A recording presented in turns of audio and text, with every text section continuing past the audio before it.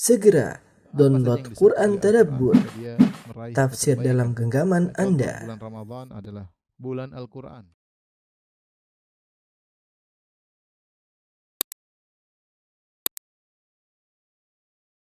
Bismillahirrahmanirrahim. Assalamualaikum warahmatullahi wabarakatuh. Alhamdulillahi ala ihsani wa syukrulahu ala taufiqihi wa amtinani wa asyhadu an la ilaha illallah wahdahu la syarika lahu ta'ziman li sya'ni wa asyhadu anna Muhammadan abduhu wa rasuluhu da'ila ridwani. Allahumma shalli alaihi wa ala alihi wa ashabihi wa ikhwani. Para ikhwan dan akhwat, para jamaah yang dirahmati Allah Subhanahu wa taala, kita melanjutkan bahasan kita dari kitab tauhid. Pada pembahasan yang lalu kita telah membahas tentang bahayanya bersikap berlebih-lebihan kepada orang saleh, ya. Dan pembahasan sekarang ini masih berlanjut, ya.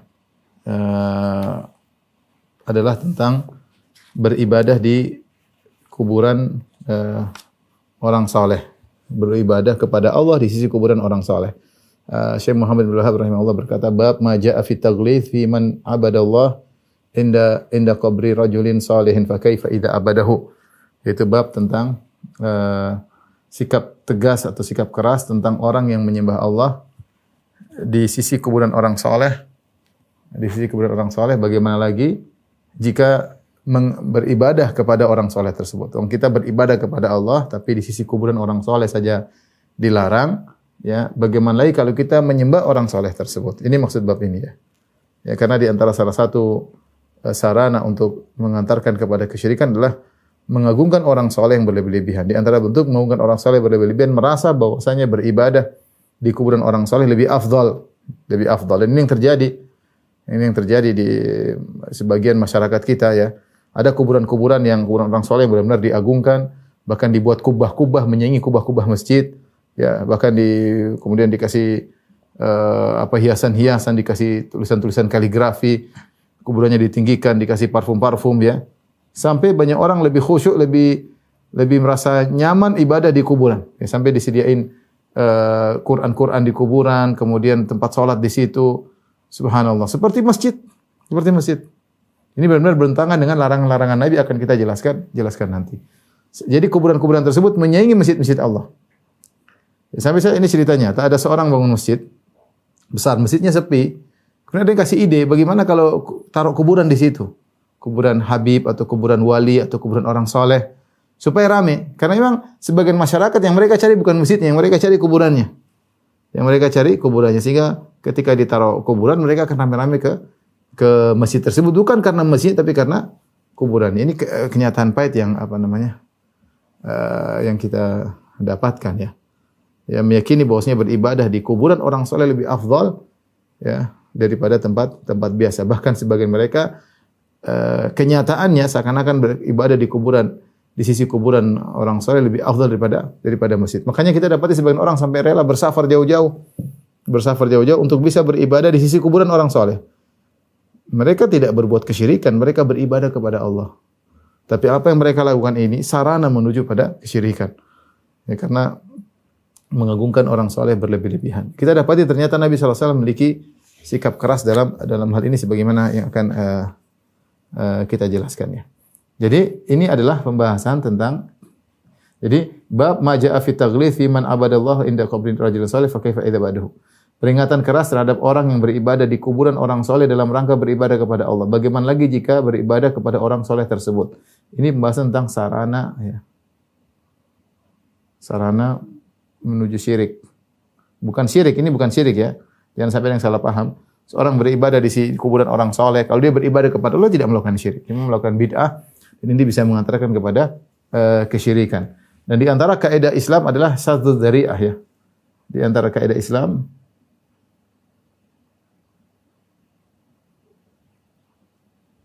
adalah saddu dzara'i' atau saddu dzari'ah, ya. Menutup sarana-sarana yang bisa mengantarkan kepada keharaman.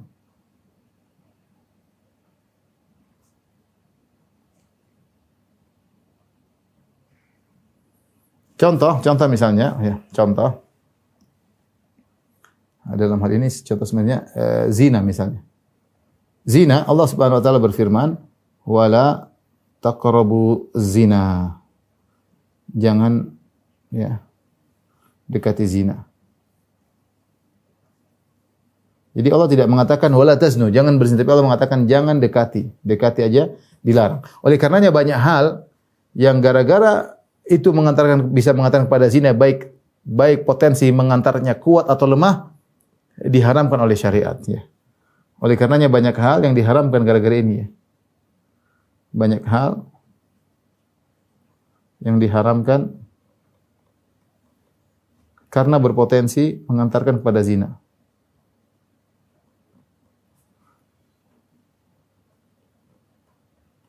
Pada zina.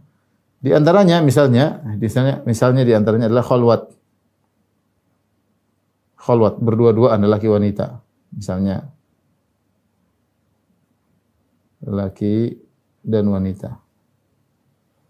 Kemudian Nabi SAW mengatakan alhamu maut, sabda Nabi SAW.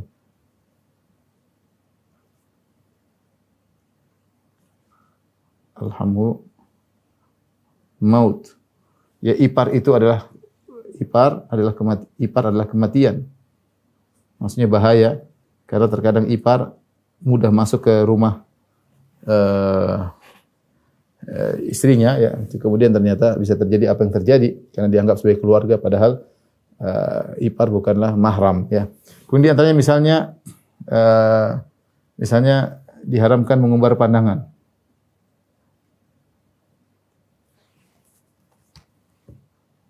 Mengumbar pandangan. Ini juga.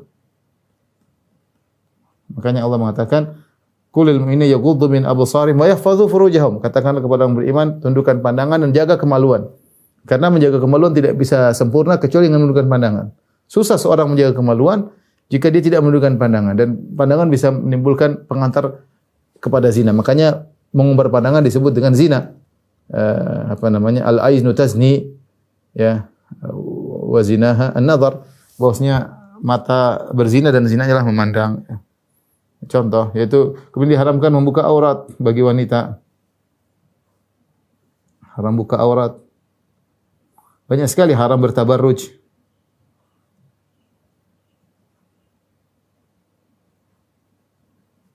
Banyak ya. Jadi wanita banyak. Kemudian misalnya haram pakai parfum, haram wanita pakai parfum.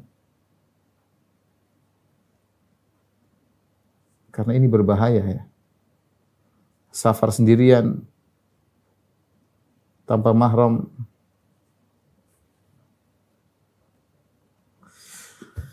Jadi banyak hal yang Rasulullah SAW haramkan ya, karena untuk menghalangi jangan sampai orang terjerumus dalam perzinahan ya. Demikian juga contohnya misalnya syirik.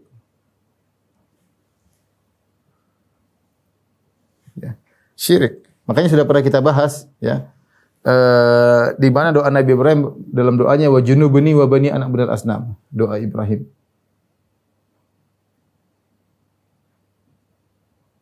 Alaihissalam wa junubni wa baniya an na'budal asnam. Jauhkan aku, wa junubni maksudnya jauhkan dari kesyirikan menyembah berhala. Ya. Banyak hal yang diharamkan karena sarana menuju syirik.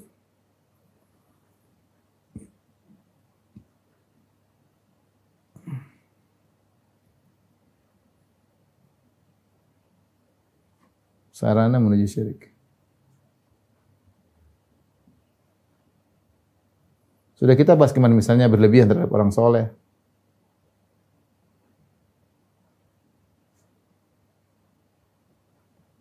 Di antaranya beribadah mengagungkan kuburan orang soleh.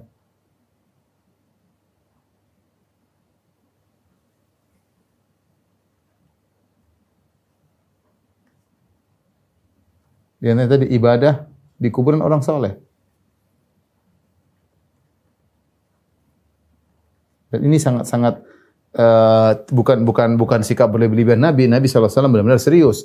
Karena sudah kita jelaskan pada pertemuan kenyataannya, kebanyakan kesyirikan terjadi pada pengakuan terhadap orang soleh. Kita sudah jelaskan.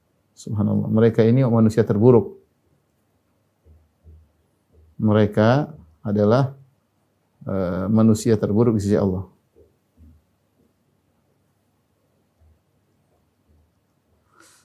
Apa sebab mereka manusia terburuk? Dengan dua sebab. Pertama, bikin masjid di kuburan orang soleh. Bikin masjid, maksudnya masjid tempat ibadah ya.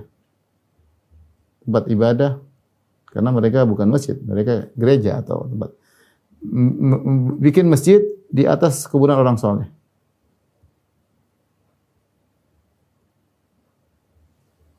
Kemudian bikin patung-patung. Gambar-gambar, bikin patung-patung atau lukisan-lukisan.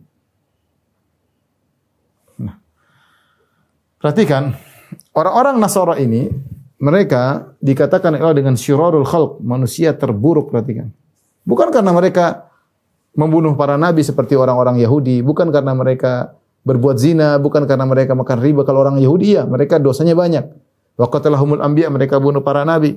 Kemudian akluhumur riba, mereka makan riba. Akaluna lisuhat, mereka makan harta haram.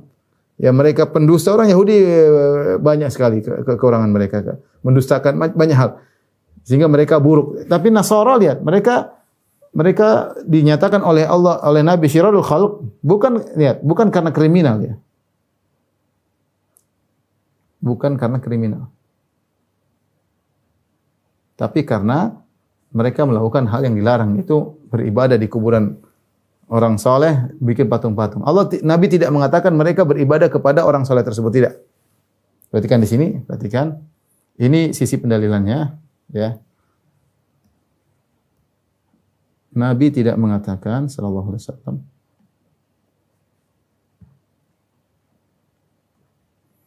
mengatakan bahwa mereka menyembah orang soleh tersebut.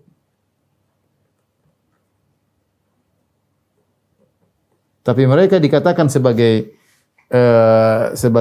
orang terburuk di antaranya ini karena mereka membuat tempat ibadah. Ini yang berkaitan dengan bab kita ya.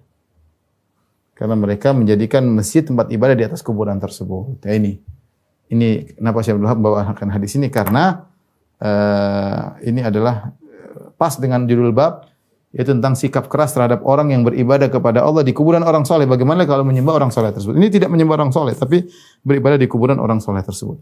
Karenanya kita tahu bahwasanya segala hal yang berkaitan dengan pengagungan terhadap kuburan dilarang oleh syariat. Seperti dalam hadis ya dari Ali bin Abi Thalib radhiyallahu taala anhu, dia berkata kepada Abul Hayyash Al-Asadi, dia berkata, "Ala ab'atsuka ala ma ba'athani Rasulullah sallallahu alaihi wasallam?" Maukah aku utus engkau atau aku tugaskan engkau sebagaimana Nabi pernah beri tugas kepadaku? Allah tada'a timsalan illa tamastau. Jangan kau biarkan ada patung kecuali kau hancurkan. Wala qabran musyrifan illa sawaita. Jangan kau biarkan ada kuburan yang tinggi kecuali kau ratakan. Subhanallah. Ali bin Abi Thalib pernah ditugaskan oleh Nabi SAW untuk melakukan demikian. Tugas khusus. Ada patung hancurin. Ada kuburan ratain. Ini berkaitan dengan menjaga kemurnian tauhid. Kalau sekarang orang-orang Syiah kebalikan. Kuburan ditinggi-tinggikan. Lihat kuburan Khomeini kayak apa. Wah, luar biasa. Ya, ngalang-ngalain masjid. Ya, ngalang-ngalain apa? Masjid. Dulu nenek moyang mereka, kalau mereka mengaku Ahlul Bait, Ali bin Abi Thalib melarang yang nugasin Nabi SAW. Ditugaskan untuk meratakan kuburan. Sekarang enggak. Justru meninggikan kuburan. Apalagi kuburan-kuburan orang soleh, kuburan wali-wali, kuburan habib-habib. Oh, jangan tanya. Jangan tanya ya. Luar biasa. Bahkan mereka mengeluarkan uang begitu banyak, membuat kubah-kubah untuk menjadikan kuburan sebagai masjid. Inilah mengeluarkan uang pada tempat yang tidak tepat. Nabi berkata, "Man bana lillahi masjidan, banallahu bihi baitan fil jannah." Siapa yang membangun masjid, ya maka Allah akan bangun baginya istana di surga. Bukan bangun kuburan. Ini malah ngeluarin duit untuk bangun apa? Bangun kuburan. Dalil pertama. Dalil berikutnya, ya.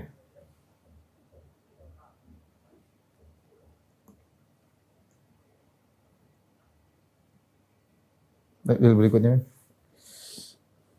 Dalil berikutnya saya bacakan.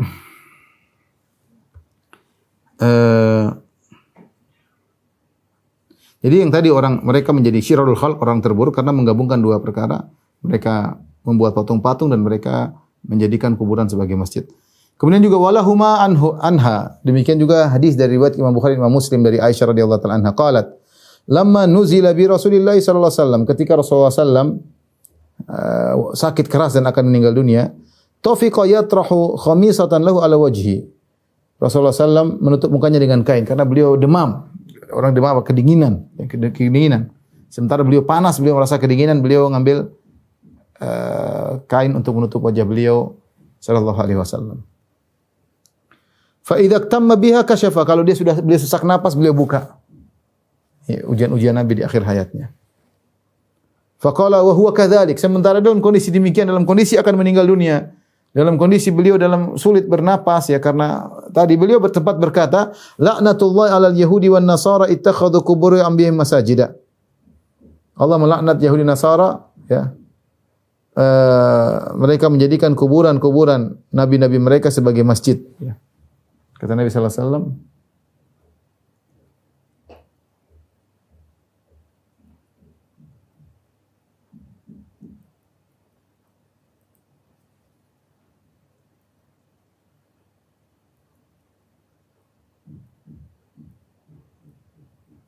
Allah melaknat Yahudi Nasara. Perhatikan, Allah melaknat Yahudi Nasara.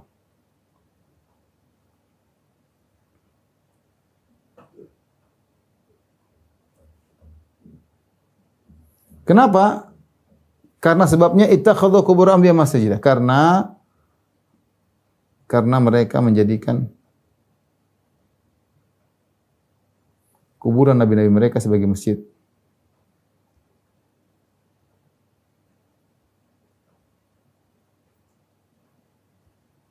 Bagi masjid itu tempat ibadah. Ini dalil juga yang tegas. Dan ini Rasulullah SAW mengucapkannya ketika meninggal dunia. Ya. Aisyah berkata, qalat Aisyah mengomentari.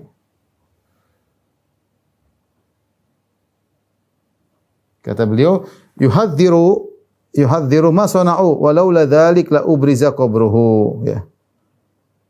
Walaula dzalik la ubriza qabruhu ya. Yuhadziru ma sana'u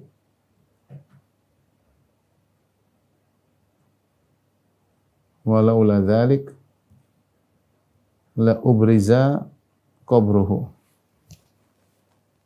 Ghairu anna khusya an yuttakhadha masjida.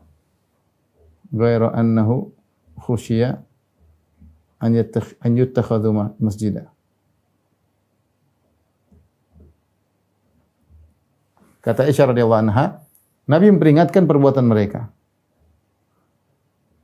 agar tidak diikuti.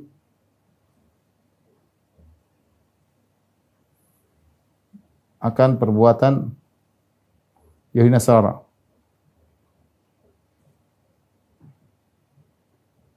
Dan Nasara, yaitu agar tidak diikuti. Agar tidak diikuti kaum muslimin, tidak ditiru. Ya. Kalau bukan karena peringatan tersebut, kalau bukan karena hal ini,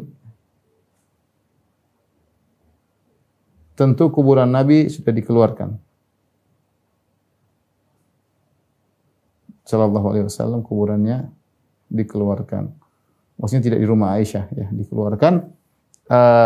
Namun khawatir, ghairu annahu yukhshi an yutakhadha masjid. Tapi Nabi khawatir, ya, tapi dikhawatirkan akan dijadikan masjid, tapi dikhawatirkan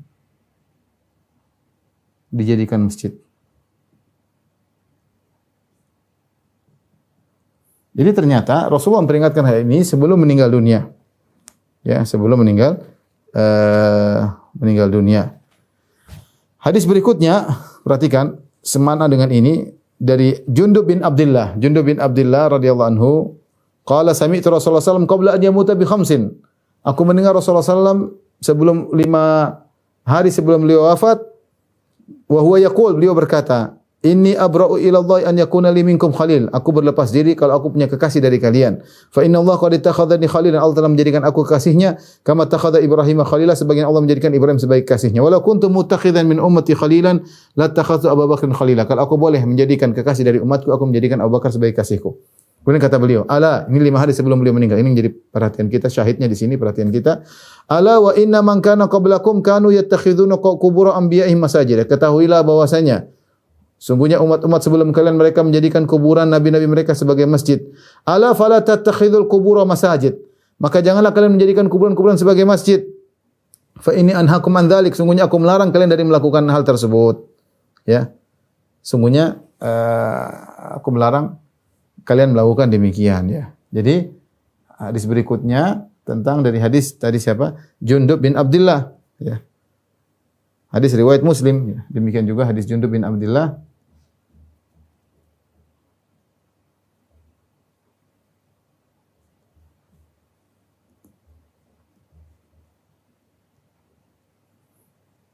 Yaitu 5 hari sebelum Nabi wafat, 5 hari sebelum wafat Nabi sallallahu alaihi wasallam, beliau berkata, ya, memperingatkan, ya, beliau berkata, ya, umat-umat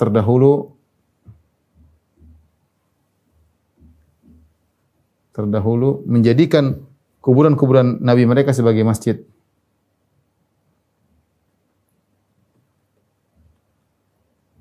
Kuburan-kuburan nabi-nabi mereka sebagai masjid. Kemudian kata Nabi sallallahu alaihi wasallam, "Ala fala tattakhidul qubur masajid." Ala fala tattakhidul qubur masajid. Kata Nabi sallallahu alaihi wasallam, "Fala tattakhidhu al-qubur masajid." Ya, jangan, kalau itu jangan jadikan kuburan sebagai masjid. Tempat ibadah tentunya. Kemudian yang ketiga, Nabi menekankan lagi.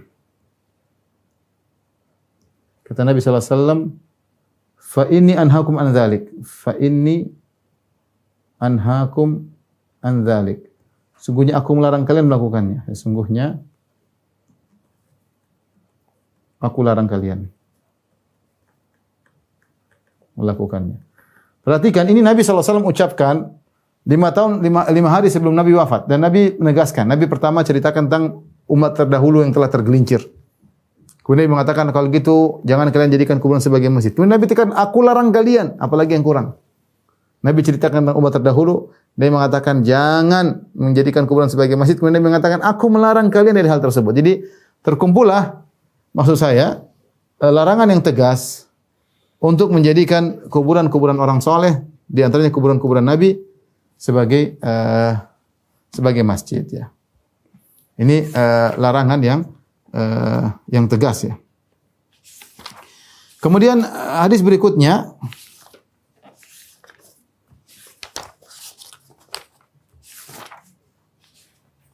saya bacakan hadis berikutnya.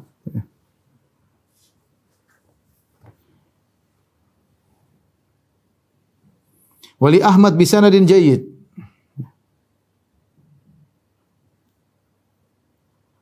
Jadi perlu diperhatikan ketika menjadikan kuburan sebagai masjid, tidak harus kemudian ada bangunan. Siapa yang beribadah di masjid, di kuburan, seakan-akan masjid, maka dia telah menjadikan kuburan sebagai masjid.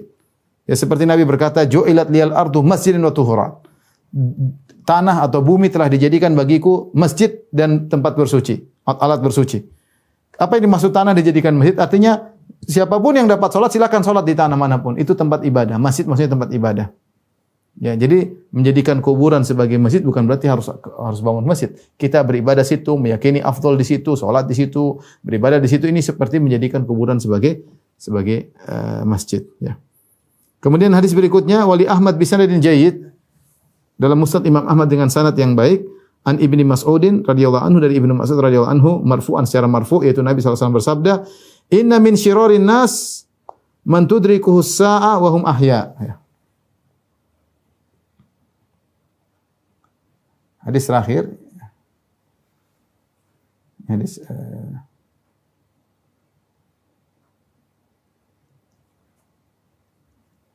Hadis keempat yaitu dari hadis Ibnu Mas'ud, kata Nabi sallallahu alaihi wasallam, "Inna min syirrin nas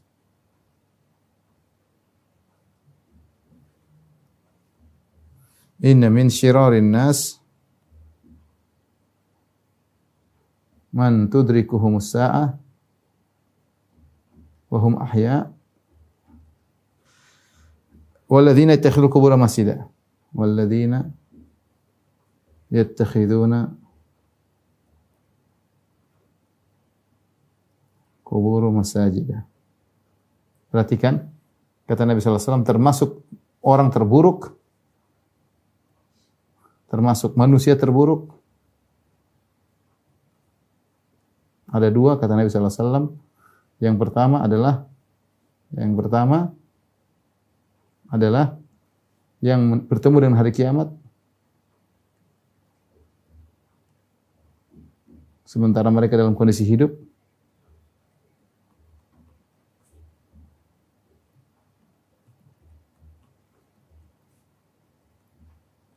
Kemudian yang kedua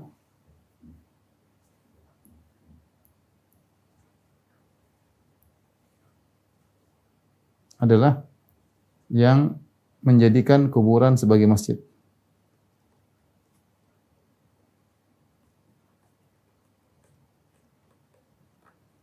Jadi perhatikan, Nabi sallallahu alaihi wasallam menunjukkan bagaimana buruknya orang menjadikan kuburan sebagai masjid.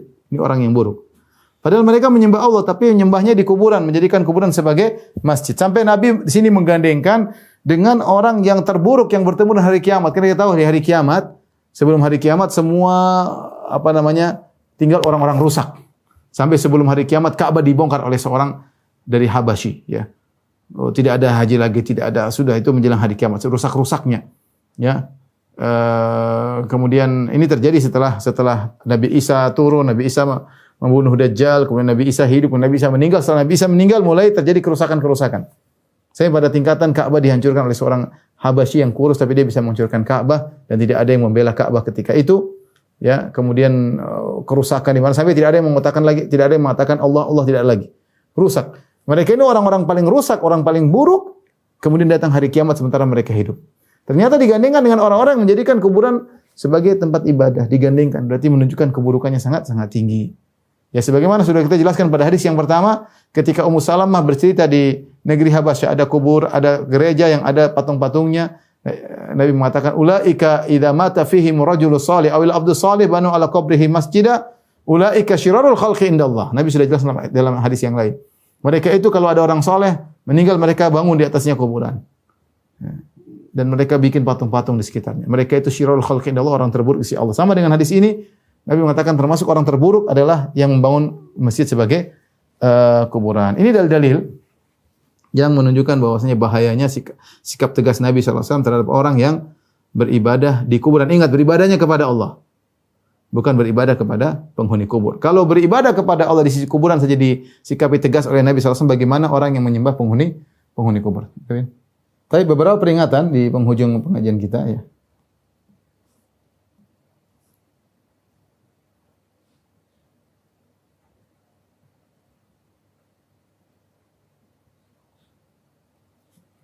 Yang pertama,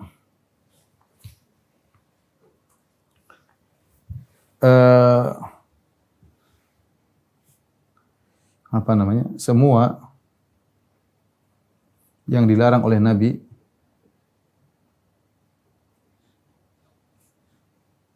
sallallahu alaihi wasallam terkait kuburan dilanggar oleh umatnya.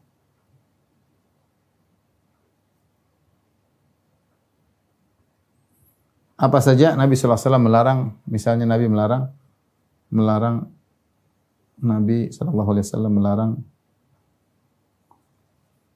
meninggikan kuburan.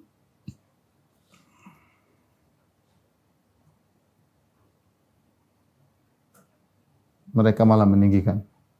Nabi melarang disemen. Mereka malah menyemen. Nabi sallallahu alaihi wasallam dilarang ditulisi, yuktaba alaih. Mereka menulis macam-macam kaligrafi lah, sejarah lah, biografi hidup lah, macam-macam. Kemudian Nabi melarang dikasih penerangan, dikasih lampu.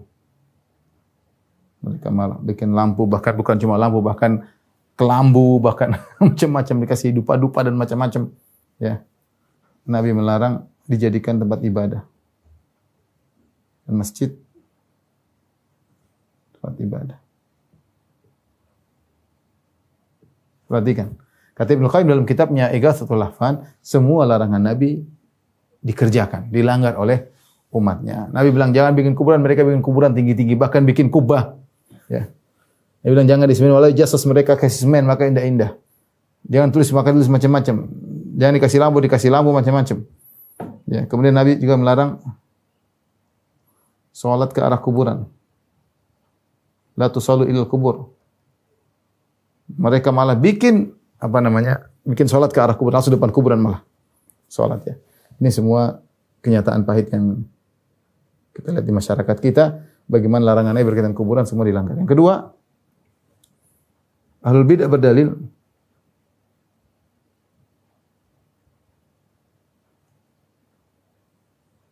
dengan kuburan Nabi di keberadaan kuburan Nabi di areal masjid. Di areal Masjid Nabawi.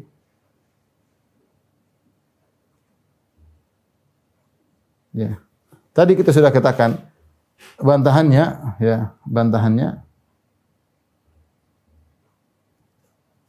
kuburan Nabi di luar masjid.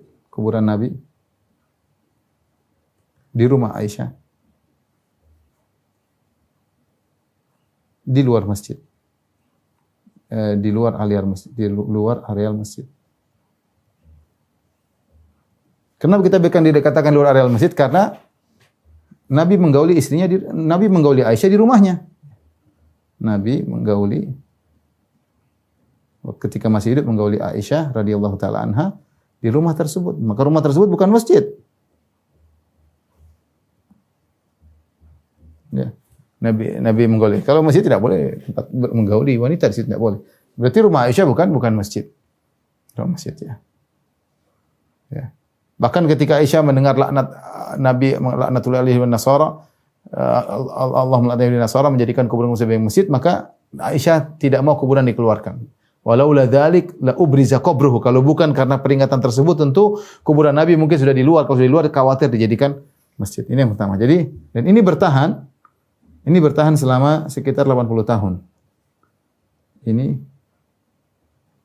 bertahan sekitar 80 tahun setelah wafat Nabi sallallahu alaihi wasallam. Kemudian terjadi perluasan kuburan Nabi sallallahu alaihi wasallam tahun 91 ya. Adapun perluasan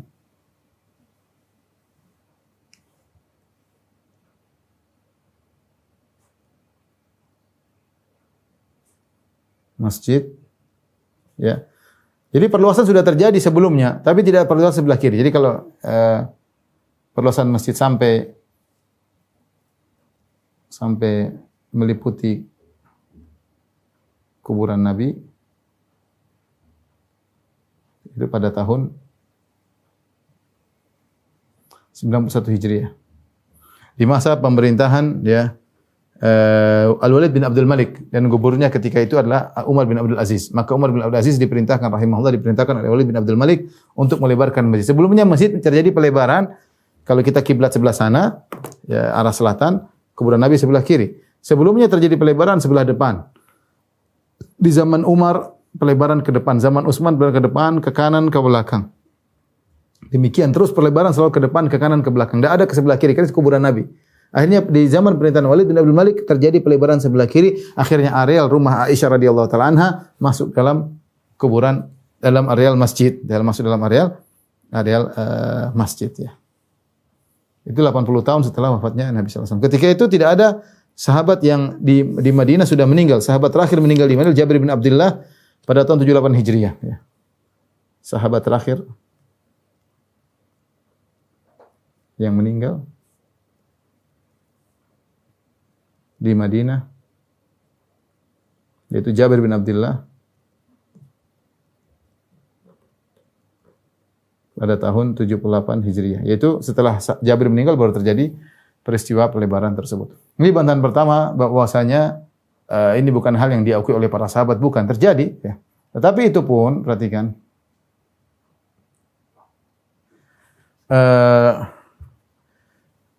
tidak bisa dikiaskan dengan kondisi yang lain. Tidak bisa dikiaskan dengan kondisi yang lain. Jadi maksud saya, yang pertama ini, kuburan Nabi tidak pernah dibangun di areal masjid dan tidak ada masjid dibangun di atas kuburan.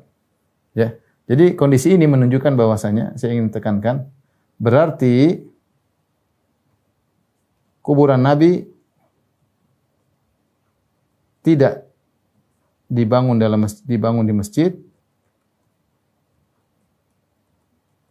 dan masjid pula juga tidak dibangun di atas kuburan. Yang ada hanyalah pelebaran. Yang terjadi adalah pelebaran areal masjid. Yang terjadi adalah pelebaran areal masjid. Ya, ingat ini ya.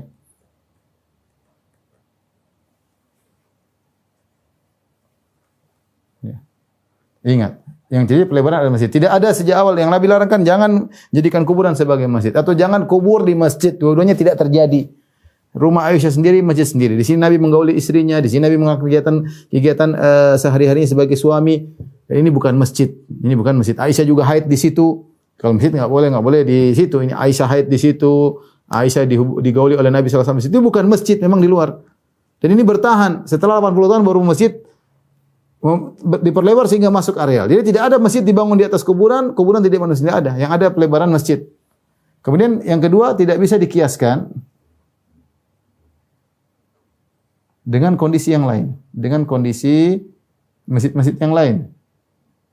Masjid dan kuburan-kuburan yang lain. Kenapa tidak bisa dikiaskan? Karena dua hal. Pertama, kuburan Nabi tidak bisa dipindahkan. Sallallahu alaihi wasallam tidak bisa dipindahkan. Nabi SAW berkata, al-anbiya dufinu haitsu matu, ya. Dalam hadis, para nabi dikubur di mana mereka meninggal. Mereka wafat. Karena Nabi wafatnya di rumah Aisyah, maka Nabi tinggal dikubur, tidak boleh dipindahkan. Kemudian juga Masjid Nabawi tidak bisa dipindahkan. Juga tidak bisa dipindahkan. Kenapa? Karena lokasinya dipilih oleh Allah Subhanahu wa taala, ya. Rasulullah mengatakan, "Wa masjidi hadza," masjidku ini. Sebagaimana kita kalau baca sejarah yang memilih lokasi Masjid Nabawi adalah Allah, karena Allah Subhanahu wa taala menggerakkan onta Nabi berjalan sampai dia menderum di lokasi Masjid Nabawi. Kata Nabi SAW, "Da'uha fa innaha ma'murah." Biarkan ontaku berjalan, sungguhnya diperintahkan oleh Allah. Jadi yang memilih lokasinya adalah Allah Subhanahu wa taala. Jadi, adapun kalau kita bicara tentang masjid dan kuburan di selain Masjid Nabawi dan kuburan Nabi SAW, maka kuburannya bisa dipindah, masjidnya bisa dipindah. Tidak ada masalah. Ya. Yang mungkin dilakukan dalam kasus ini, seharusnya Masjid Nabawi jangan diperlebar sebelah kiri, dimasukkan. Tapi sudah terjadi.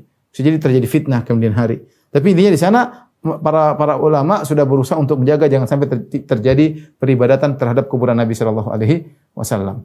Ini bantahan kedua. Jadi tidak bisa dikiaskan dengan kuburan dan yang lainnya. Yang ketiga, ya, bahwasanya kuburan Nabi dijaga ketat dari sisi bangunan dan juga penjaga. Banyak orang, ya, saya diceritakan oleh sebagian orang, banyak orang melempar surat-surat permintaan kepada Nabi. Surat-surat, ya. Ini tentunya tidak diperbolehkan, ya. Kenapa? Karena kuburan Nabi sallallahu alaihi wasallam, ya, kuburan Nabi, jadi kalau kita bicara ini gambar sederhana, ya. Misalnya ini kiblat. Ini kiblat misalnya. Kiblat selatan, ya. Kemudian ini kuburan Nabi.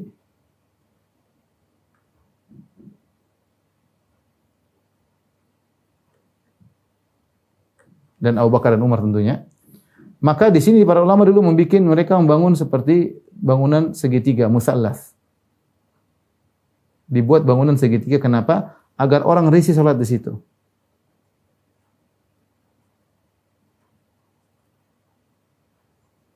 Sekarang sudah tidak kelihatan, tapi dulu seperti itu. Mereka bangun kuburan dari situ dengan bentuk segitiga supaya orang tidak beribadah di situ. Ya. Ini saya sudah jelaskan dalam syarah kitab tauhid, nanti bisa dibaca. Dan saya bacakan perkataan Ibnu Qayyim rahimahullah taala, karena Nabi berdoa, Allahumma la taj'al qabri wathanan yu'bad. Ya Allah, jangan kau jadikan kuburanku berhala yang disembah. Ya, Nabi pernah berdoa, ya Allah, jangan kau jadikan kuburanku berhala yang disembah. Apa kata Ibnu Qayyim? Wallahi lam naqsid siwa tajridi litauhidi dzaka wasiyatur rahmani. Kata Ibnu Qayyim, demi Allah, kami hanya ingin memurnikan tauhid karena itu wasiat dari Allah Subhanahu wa taala Ar-Rahman. Wa ridha Rasulillah minna la ghulu wa syirki aslu ibadatil authani. Dan juga inilah yang diridhoi oleh Rasulullah. Rasulullah SAW ingin kita memurnikan tauhid, tidak menyembah orang-orang saleh, tidak menyembah para nabi. Bukan mengkultuskan beliau yang merupakan asal dari peribadatan segala kesyirikan, peribadatan segala berhala dimulai dengan mengkultuskan berlebih-lebihan, kata Ibnu Qayyim. Wallahi law yarda ar-rasulu du'aana iyyahu badarna ilal id'ani. Seandainya demi Allah Rasulullah ingin kita berdoa kepada Nabi, kita akan berdoa kepada Nabi sallallahu alaihi wasallam. Kami akan lebih dahulu kalau Nabi menginginkan. Wallahi law yarda ar-rasulu sujudana kunna nakhiru lahu ala al-adqani. Seandainya Rasulullah ingin kami sujud kepada dia, kami akan sujud di kuburannya, kata Ibnu Qayyim. Tapi Rasulullah tidak ingin. Wallahi ma yurdihi minna ghairu ikhlasin wa tahqimin lidzal Qur'ani. Demi Allah, Rasulullah SAW tidak ingin dari kita apa yang beliau ridhoi kecuali ikhlas dan berhukum kepada Al-Qur'an. Wa laqad nahadha al-khalq an itra'ihi fi'lin nasara abidil sulbani. Sungguhnya Rasulullah SAW telah melarang manusia untuk berlebih-lebihan kepadanya. Karena ini perbuatan orang-orang Nasara yang berlebihan kepada Isa, mereka adalah penyembah salib. Wa laqad nahana an nusayyira qabrahu aidan hidhara syirki birrahmani. Rasulullah SAW telah melarang kita menjadikan kuburannya sebagai id, didatangi sekian waktu tertentu, ya. La tajal qabri aidan, kata Nabi, jangan ya Allah, jangan kau jadikan kuburanku sebagai id, yaitu yang selalu didatangi dengan waktu tertentu, ya. Hidhara syirki birrahmani, karena Rasulullah takut terjerumus kesyirikan terhadap Allah. Wada'a bin an la yaj'al al-qabru bi an la yaj'al al-qabra alladhi qad dammahu wasanan min al-awthani. Dan Rasulullah telah berdoa kepada Allah agar Allah tidak menjadikan kuburannya sebagai berhala yang disembah.